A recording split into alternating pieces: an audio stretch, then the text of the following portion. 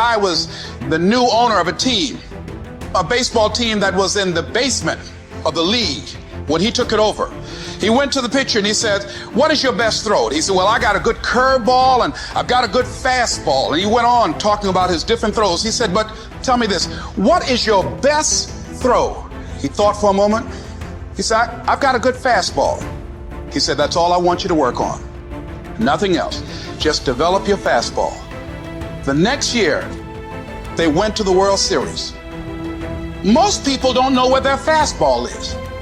Most people go through life never discovering what their talents are. Most people never develop their talents. They have skills and abilities, but if you don't nurture them, if you don't develop them, they will never serve you. Your gifts can take you many places if you develop your gifts. And you'll be surprised at the things that you're able to do.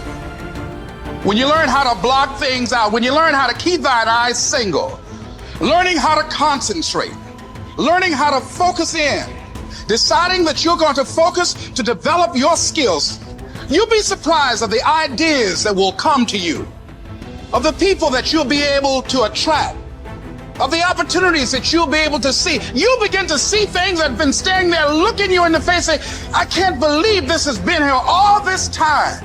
Compare yourself to who you were yesterday, not to who someone else is today. Because you need to have a hierarchy of improvement. You need to be aiming for something. And that means you're going to be lesser than people who've already attained along that dimension. So the question is, who should you defeat in the final analysis? And the answer is, you should defeat your former self. You should be constantly trying to do that. And you're the right control for yourself too, because you're the one who's had all your advantages and disadvantages. How bad do you really want it? You gotta hear me. People talk about Oprah Winfrey, Ted Turner, Warren Buffett. Listen to me. I don't care how much money you make. You only get 24 hours in a day. And the difference between Oprah and the person that's broke is Oprah uses her 24 hours wisely. Your brain will trick you. You are your own worst enemy. Because life doesn't give you what you want. It gives you what you deserve. And if you haven't worked for it, if you haven't sacrificed for it, if you haven't given your all, then you don't deserve it, and you won't get it. Here's the problem I find most people have. They judge themselves through the lens of a moment. They fail at something. They miss. They embarrass themselves. They flub something. And they think that defines who they are. But I'm telling you right now, you're not defined by who you are. You're defined by who you want to become and the price you're willing to pay to get there.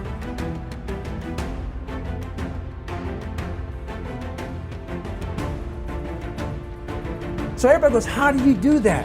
You know exactly how to do that. You know exactly, it's not a magic trick. There's nothing I talk about in that book that's a magic trick. It's all back down to a very primitive mindset of we just have to do. It's like breathing. Breathing becomes normal. Like we don't know that we're doing it. That's how you have to live your life. When that alarm clock goes off at 4 or 5 in the morning, your mind says no. You just say, this is what we do. It's what we do now. Because to get to where you want to go, the amount of pain involved, I'm not saying physical, I'm not saying you got to break yourself off. The amount of mental pain of how many times you're going to have to do something that you don't want to do to get to where you want to go is going to be, there's going to be more times you do something that you don't want to do than you are going to want to do. And that's your new norm. That's your new norm. So then it's like breathing. And then once you do this over and over and over again, it becomes like breathing. I don't want to live this lifestyle, but to get to the other side of this, I have to. So if you really want it, you realize what trying is and what trying is not. How do you overcome the suffering of life? Is be a better person. That's how you do it. Well, that's hard. It takes responsibility. And I think, if you said to someone, you want to have a meaningful life? Everything you do matters. That's the definition of a meaningful life. But everything you do matters. You're going to have to carry that with you. Or do you want to just forget about the whole meaning thing and then you don't have any responsibility, because who the hell cares? You can wander through life doing whatever you want, gratifying impulsive desires for how useful that's going to be, and you're stuck in meaninglessness, but you don't have any responsibility. Which one do you want? Well, ask yourself, which one are you pursuing?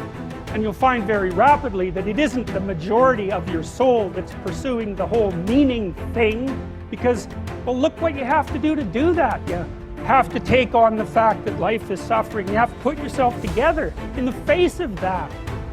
This intense focus on one goal is not easy, but it is all important.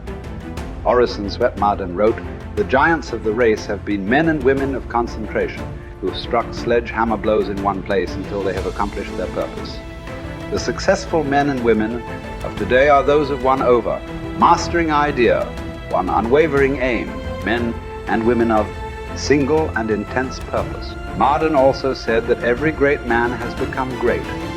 Every successful man has succeeded in proportion as he has confined his powers to one particular channel. Single-minded concentration in the direction of your dreams will intensify your desires and increase your emotional drive toward your goal. This intensity of concentration will activate the law of attraction and begin to attract people and opportunities into your life to help you to achieve your goal.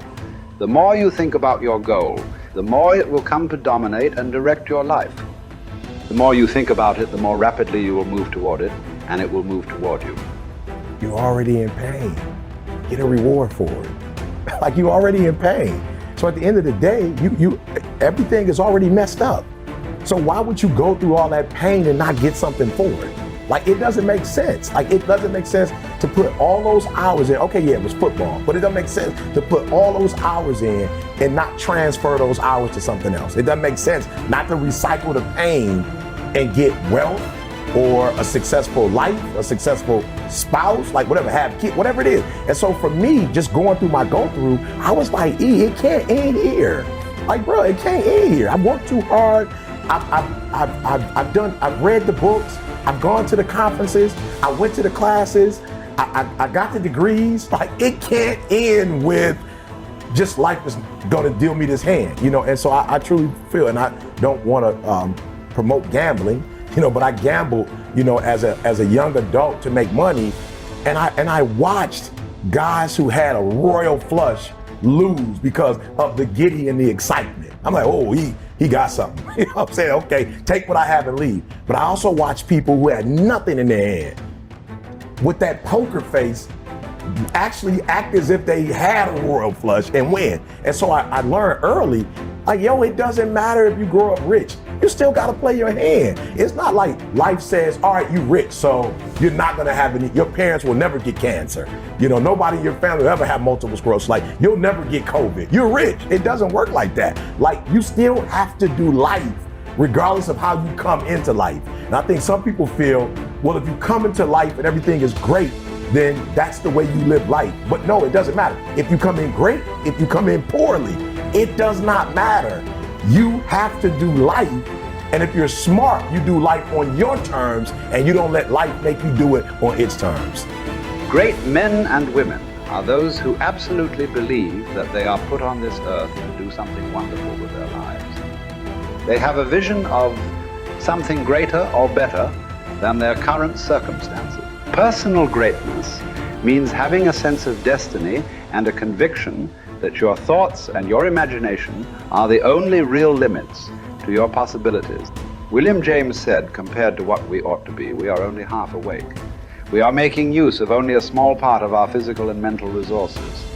Stating the thing broadly, the human individual thus lives far within his limits. He possesses powers of various sorts which he habitually fails to use.